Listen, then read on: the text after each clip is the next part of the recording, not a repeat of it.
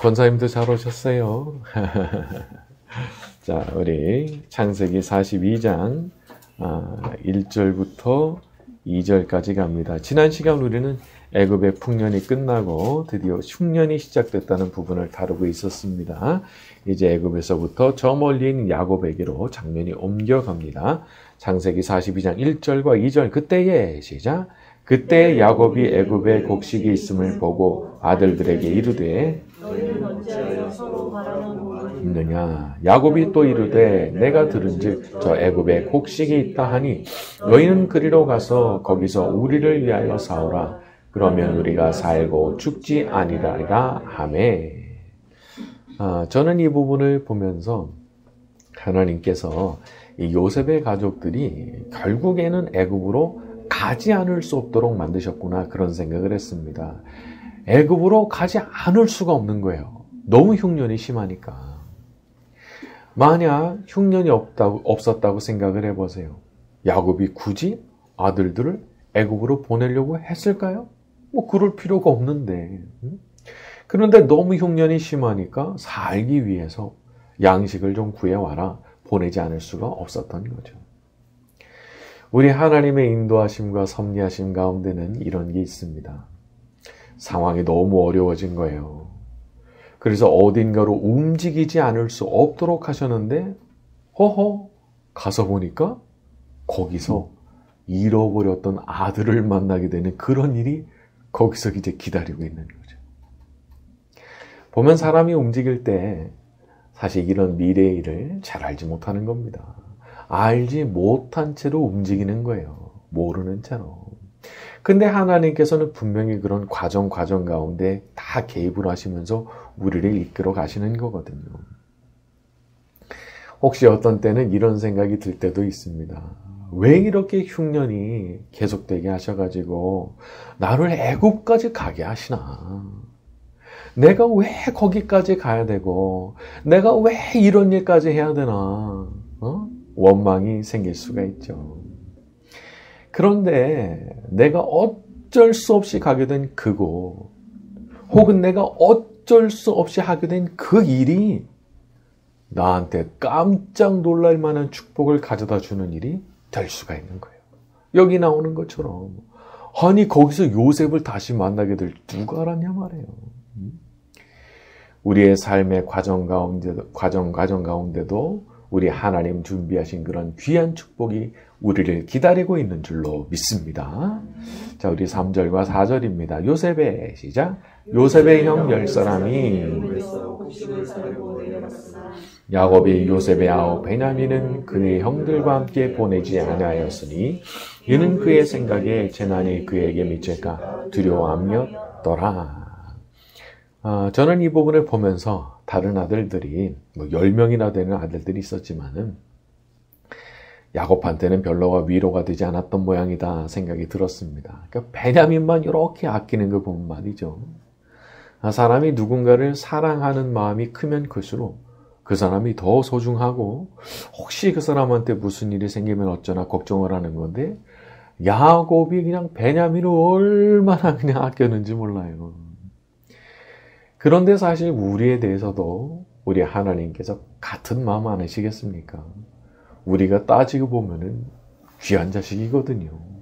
예수님의 피로 값주고 사신 하나님의 아들, 하나님의 딸들이니까 우리 하나님도 우리를 그렇게 소중하게 아끼시는 마음 있으실 수밖에 없는 거죠. 막내 아들을 그렇게 소중하게 아끼고 아꼈던 야곱처럼 우리 하나님 아버지께서도 우리 한 사람 한 사람을 그렇게 소중하게 여기시고 아껴주시는 줄로 믿습니다. 자, 우리 5절과 6절로 갑니다. 이스라엘의 시작. 이스라엘의 아들들이 양식 사러 간 자 중에 있으니 가나안 땅에 기근이 있습니다. 요셉이 나라의 총리로서 그 땅 모든 백성에게 곡식을 팔더니 요셉의 형들이 와서 그 앞에서 땅에 절하매.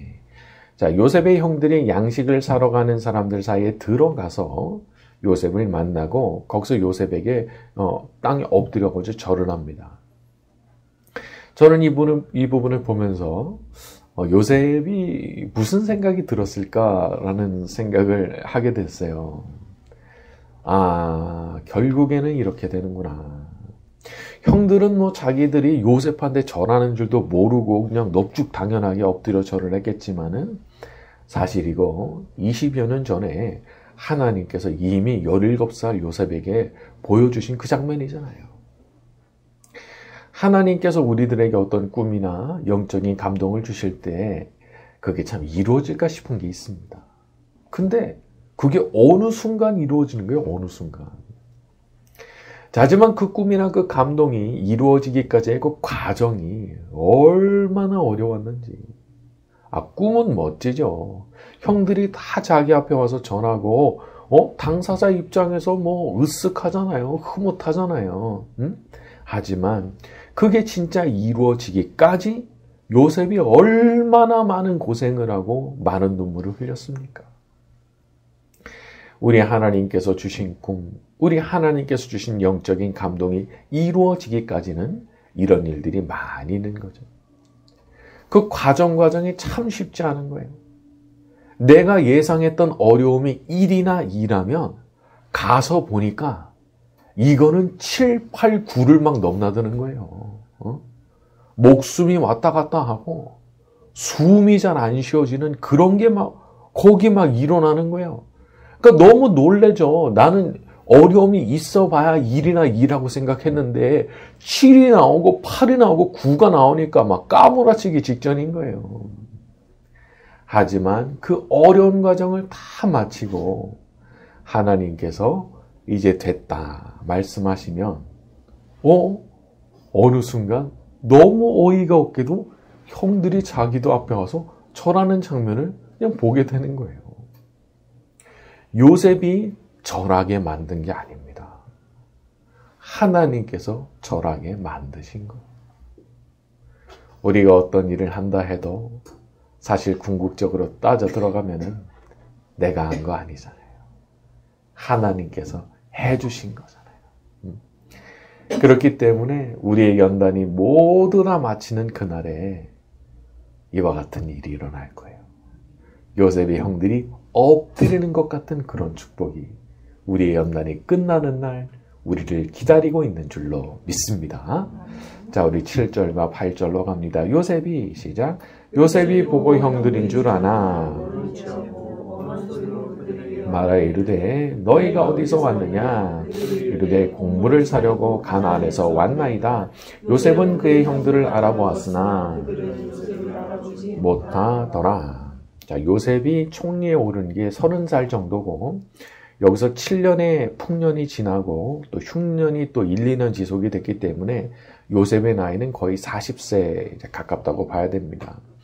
그러니까 17살 때 봤던 요셉하고는 용모부터 행세까지 이게 너무 다른 거죠. 형들로서는 감히 쳐다도 볼 수 없는 그런 이제 자리에 가게 된 거예요. 그러니까 못 알아봤다는 거 아니겠어요? 누군지를 알아보지를 못했다는 거예요. 자, 우리 9절에서 12절로 갑니다. 요셉이 시작. 요셉이 그들에게 대하여 꾼 꿈을 생각하고 그들에게 이르되 너희는 정탐꾼들이라 이 나라의 틈을 엿보려고 왔느니라. 그들이 그에게 이르되 내 주여 아니니이다. 당신의 종들은 곡물을 사러 왔나이다. 우리는 다 한 사람의 아들들로서 확실한 자들이니 당신의 종들은 정탐꾼이 아니니이다. 요셉이 그들에게 이르되 아니라 너희가 이 나라의 틈을 왔느니라. 자, 요셉이 형들에게 너희들 스파이 아니야? 라는 식으로 몰아붙이니까 형들이 당황을 하죠. 우리 아닙니다. 우리는 다 한 사람의 아들들입니다. 근데 또 요셉이 이 말을 안 받아줘요. 들은 척도 안 하고 막무가내로 말을 하죠. 아니다. 너희가 이 나라의 틈을 엿보러 온 사람이다. 자, 이제 일이 이쯤 돌아가니까 이제 형들이 묻지도 않았는데 이제 술술술 이제 자기 얘기를 시작합니다. 자, 13절부터 20절까지 갑니다. 그들이 시작. 그들이 이르되 당신의 종 우리들은 12형제로서 가나안 땅 한 사람의 아들들이라. 막내 아들은 오늘 아버지와 함께 있고 또 하나는 없어졌나이다. 요셉이 그들에게 이르되 내가 너희에게 이르기를 너희는 정탐꾼들이라 한 말이 이것이니라. 너희는 이같이 하여 너희 진실함을 증명할 것이라. 바로의 생명으로 맹세하노니 너희 막내 아우가 여기 오지 아니하면 너희가 여기서 나가지 못하리라. 너희 중 하나를 보내어 너희 아우를 데려오게 하고 너희는 갇혀 있으라. 내가 너희의 말을 시험하여 너희 중에 진실이 있는지 보리라. 바로의 생명으로 맹세하노니 그리하지 아니하면 너희는 과연 정탐꾼이니라 하고 그들을 다 함께 3일을 가두었더라. 사흘 만에 요셉이 그들에게 이르되 나는 하나님을 경외하노니 너희는 이같이 하여 생명을 보존하라. 너희가 확실한 자들이면 너희 형제 중 한 사람만 그 옥에 갇히게 하고 너희는 곡식을 가지고 가서 너희 집안에 굶주림을 구하고 너희 막내 아우를 내게로 데리고 오라. 그러면 너희 말이 진실함이 되고 너희가 죽지 아니하리라 하니 그들이 그대로 하니라. 사실 왜 요셉이 이런 식으로 일을 했는지는 우리가 잘 알 수 없습니다. 하지만 한 가지 분명한 것은 이렇게 3일을 갇혀있는 동안에 이렇게 막 억울하게 막 압박을 당하는 동안에 형들이 아주 많은 고민을 하게 되고 그 안에서 자기들의 잘못을 돌아보게 됐다는 거예요. 21절로 갑니다. 그들이 시작. 그들이 서로 말하되 우리가 아우의 일로 말미암아 범죄하였도다. 그가 우리에게 애걸할 때 그 마음의 괴로움을 보고도 듣지 아니하였으므로 이 괴로움이 우리에게 임하도다. 자, 이렇게 말을 하는 걸 보면 자기들이 요셉을 팔아버렸던 그 사건이 양심에 아주 대못같이 박혀서 그걸 평생 잊지 못하고 살았다는 것을 알 수가 있어요. 20년 전 사건이지만은 여전히 이게 가슴속에 있는 거예요. 사람이 그런 것 같습니다. 이렇게 심각한 잘못을 저지르고 나면은 이게 뭐 들키지는 않았어도 계속해서 자기 마음의 고통으로 자리를 잡는 거죠. 평생 마음 한구석에 아주 고통을 당하는 겁니다. 그리고 이제 일이 이상하게 막 돌아간다.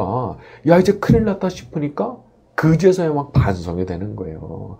그때 걔가 우리한테 애걸할 때 그 괴로움을 보고도 들어주지 않았기 때문에 우리한테 이런 괴로움이 온 거구나. 어떻게 보면 되게 확신해가지고 말을 해요. 뭐 누가 말하지도 않았는데 자기들끼리는 너무 확신이 되는 거예요. 그때 그 일 때문에 우리가 지금 벌 받는구나. 그 생각을 하게 됐다는 거예요. 자, 그런데 여기 보면은 참 우리한테 위로가 되는 부분이 하나 있습니다. 그것은 하나님께서 그런 요셉의 형들에게도 사실 은혜를 베푸셨다는 거예요. 그렇게 못된 인간들이었지만은, 악한 인간들이었지만, 그들이 또 그의 가족들이 흉년에 굶어 죽는 거 원치 않으시고, 요셉을 다시 만나게 하시고, 또 그렇게 반성하게 하시고, 결국에는 흉년에서 살아남게 하시고 말이죠.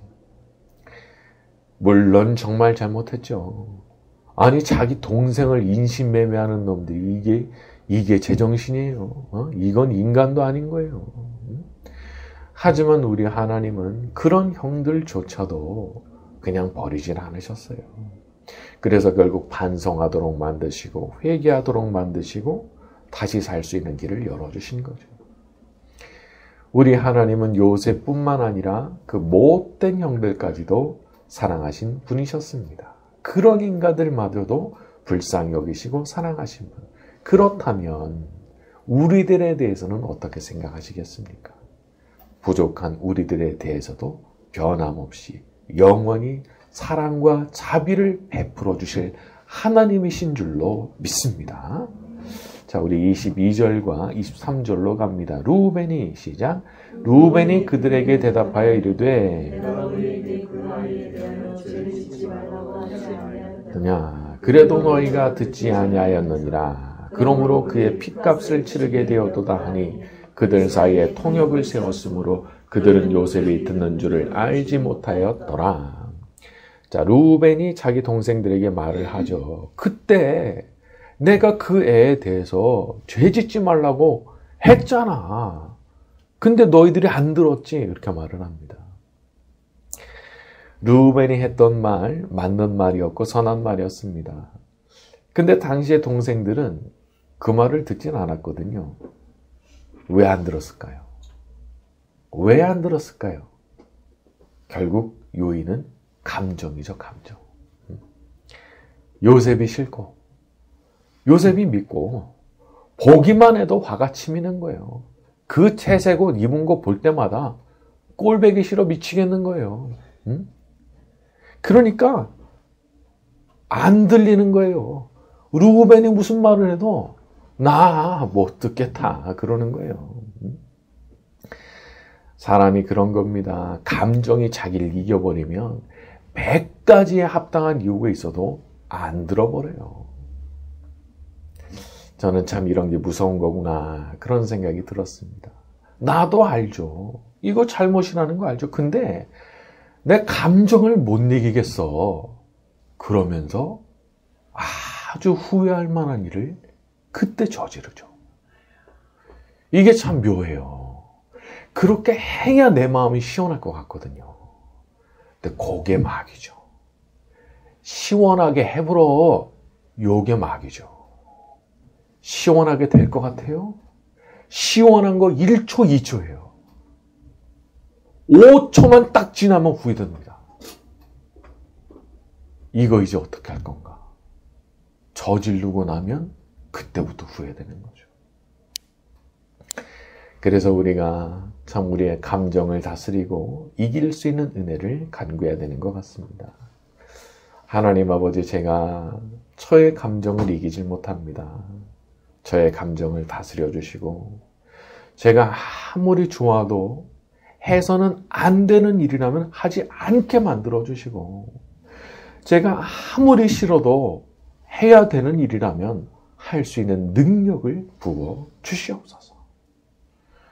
참 이거 세상에서 자기를 이기는 것처럼 어려운 일이 어디 있겠어요. 하지만 그것도 우리로서는 불가능하지만 전능하신 우리 하나님께서 능력을 부어주시면, 당신의 영신 성령을 우리에게 충만하게 부어주시면 우리도 우리 자신을 이겨내는 기적을 경험하게 될 줄로 믿습니다.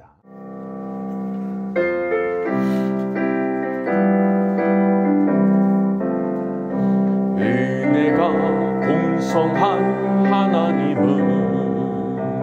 믿는 자 한 사람 한 사람 어제도 오늘도 언제든지 편찮고 보호해 주시네. 주여 성령의 은사들을 오늘도 내리어 주소서. 성령의 뜨거운 불길로서 오늘도 충만케 하소서. 정욕과 죄악에 물든 마음을 성령의 불길로 태우사 정결케 하소서. 태우소서. 깨끗게 하여 주옵소서. 주여 성령의 은사들을 오늘도 내리어 주소서. 성령의 뜨거운 불길로서 오늘도 충만케 하소서. 희생의 제물로 돌아가신 어린 양 우리 주 예수여, 구속의 은혜를 내리시사 오늘도 구원해 주소서. 주여 성령의 은사들을 오늘도 내리어 주소서. 성령의 뜨거운 불길로서 오늘도 충만케 하소서. 주님의 기쁘신 은혜 마을 세상에 널리 전하리니 하늘의 능력과 권세로서 오늘도 입혀주옵소서. 주여 성령의 은사들을 오늘도 내리어 주소서. 성령의 뜨거운 불길로서 오늘도 충만케 하소서.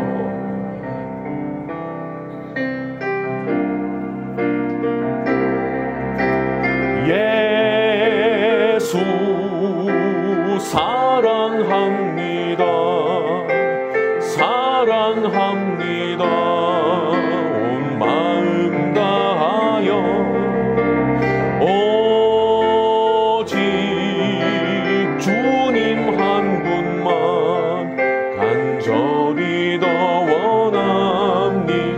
예수 사랑합니다. 예수 사랑합니다. 사랑합니다. 온 마음 다하여 오직 주님 한 분만 간절히 더 원합니다. 넘쳐나네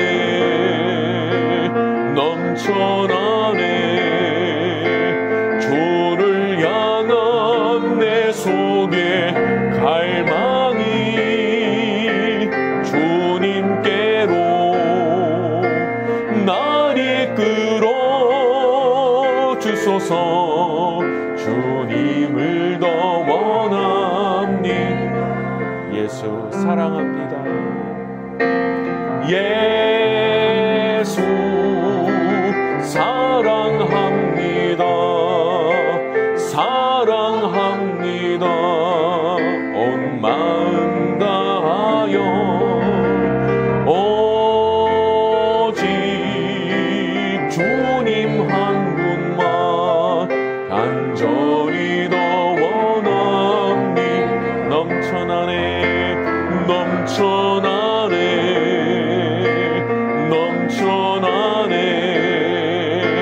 주를 향한 내 속에 갈망이 주님께로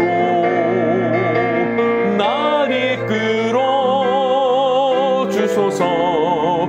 주님을 더 원합니. 넘쳐나네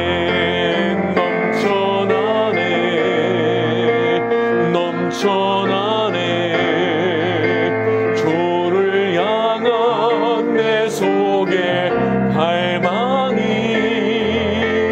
주님께로 날 이끌어 주소서. 주님을 더 마지막입니다. 넘쳐나네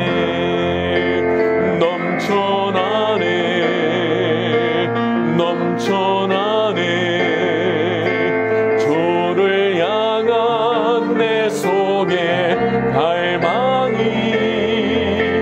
주님께로 날 이끌어 주소서. 주님을